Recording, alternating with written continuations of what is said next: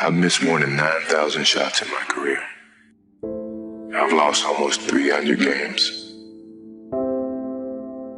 26 times I've been trusted to take the game-winning shot and missed.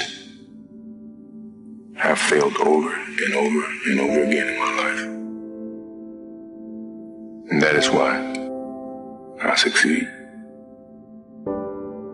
Maybe I led you to believe it was easy when it wasn't.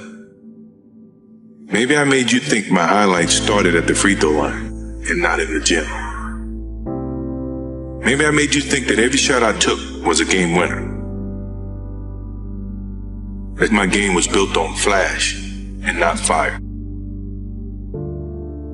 Maybe it's my fault that you didn't see that failure gave me strength, that my pain was my motivation. Maybe I led you to believe that basketball was a God-given gift and not something I worked for. Every single day of my life, maybe I destroyed the game. Or maybe you're just making excuses.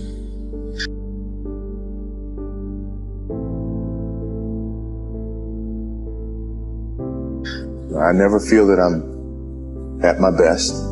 I feel I still have room to improve.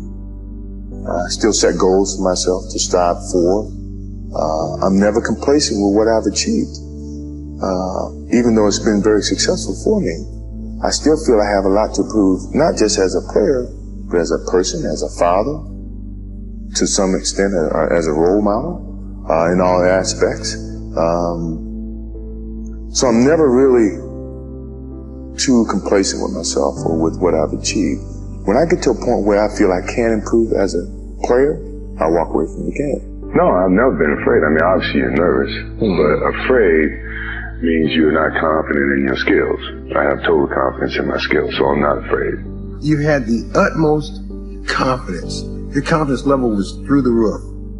Where is it now? On top of the roof. I don't think my confidence changed. I wouldn't have come back into this situation. Sports is a tool that teaches, and it teaches you bad things and also teaches you good things. It's how you perceive those things. I've looked at every experience that I've had, negative and positive, and taken that as a positive. If I wouldn't change anything because I think it would alter some of the other things that I have. So when I look back, I can't say that I've had any bad things happen. Sure, I mean, you don't want bad things to happen, but you deal with bad things. You can't have good or without bad. Basketball is my love, always have been, and I can't ever envision an ending of something like that. That passion that I have for the game until I'm dead and gone. Until that's when it's, well, I could wait. I'm not in a rush. It's never enough. It's never enough as long as you compete. It's always great to win, but that's why you compete. Each time that you win, it takes away a little bit of that hunger, which is a challenge within itself. It's a battle within your mind to find a challenge to go to that same place that you've been 5 times before. And that's hard.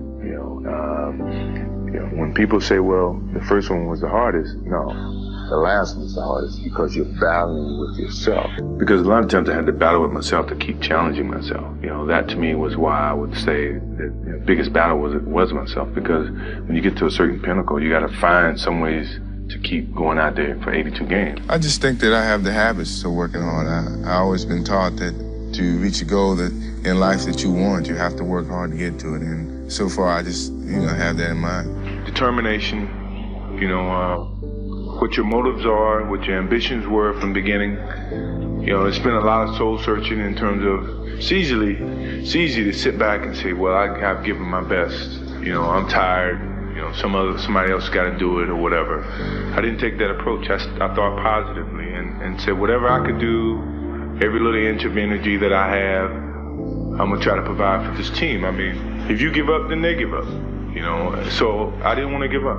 No matter how sick I was, or how tired I was, or how, low on energy I was, I felt the obligation, to my team, to the city of Chicago, to go out and give that extra effort to achieve it even harder.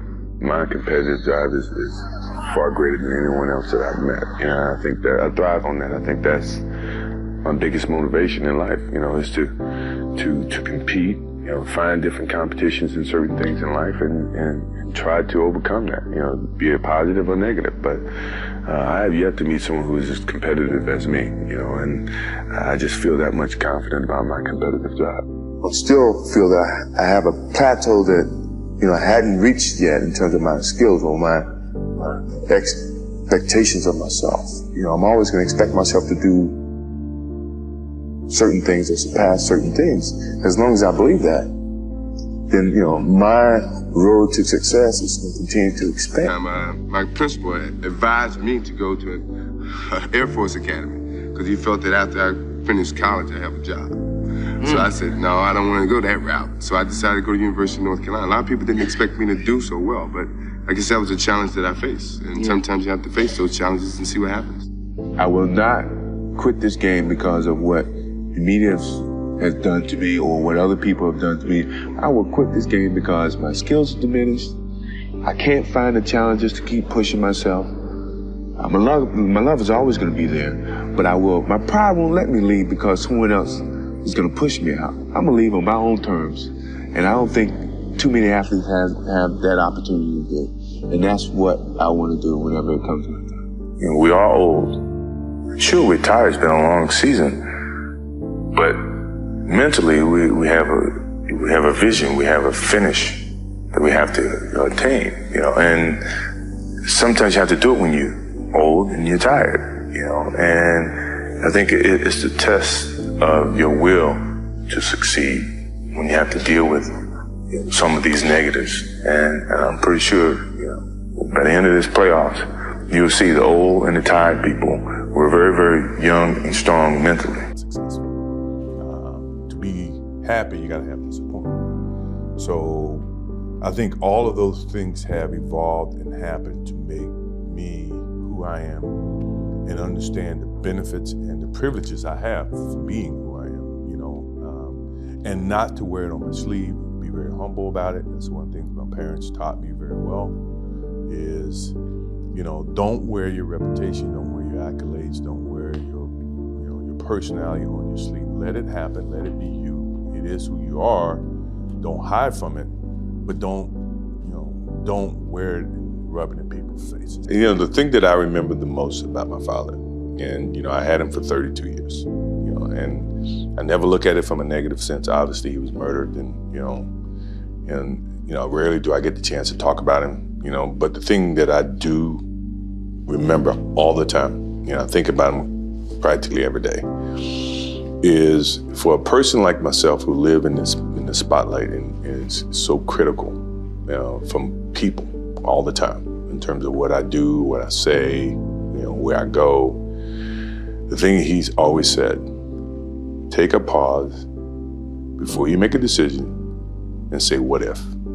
And the purpose for saying what if is that whatever decision you make, always either going to have consequences. And not that I live in a box to where I'm afraid to do things. I know that, as my father says, the what if comment is to be able to deal with the consequences of what decisions you make. And you think about that. If you think about the consequences, pro or con, you make the right decisions that you feel is the right decision. Now, all the decisions I made, other people may view to be not the right decisions from their perspective. But for me to go play baseball, and everybody says, oh, it was a failed opportunity to play baseball. That's what they think. For me, it was the best thing that could have happened for me because it allowed me to go back to the game with a stronger passion. At the same time, I was able to understand the love that these minor league baseball players have, making $1,500 a month. $1,500 a month, which is nothing. But for them, it was big. To me, to see that helped me put things in perspective, to understand the platform that I was on in 93, that when I went back to it in 95 and 96, I appreciated it even greater. So when we won those championships and we went through those things mattered to me far greater than what I did in 91, 92, 93. people don't see that, and people will never understand that to be success. All they think about, well, he batted .202, and he struck out a certain number of times. Yeah, okay.